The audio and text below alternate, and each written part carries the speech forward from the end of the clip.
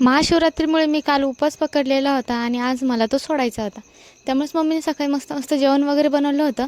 त्यानंतर मी महादेवांच्या पाया वगैरे पडले, त्यानंतर उपवास सोडला, दुपारी जेवले आणि त्यानंतर मग मायराच्या मम्मी पप्पासोबत मी स्कूल बघायला आले होते. कारण सध्या तर मायरा 3.5 वर्षाची आहे, पण तरी पण तिला सवय लागावी म्हणून तिला आता स्कूलमध्ये टाकायचं आहे. आणि मी ज्या खुर्चीवरती बसले ना, त्या खुर्चीवरती माझं नाव पण होतं बरं का.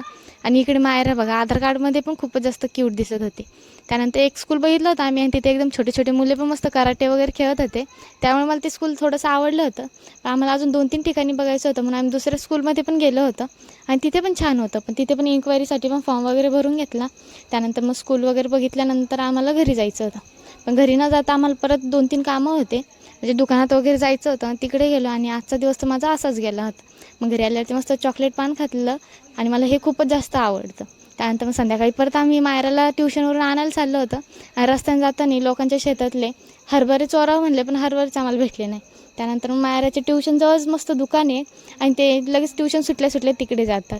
त्यानंतर मग मायराला तिच्या मैत्रिणी रस्त्यावरती भेटलं नाही की लगेच ती खेळायला लागते. तर असा होता माझा आजचा दिवस. भेटूयात आता पुढच्या व्लॉगमध्ये. Okay, bye bye.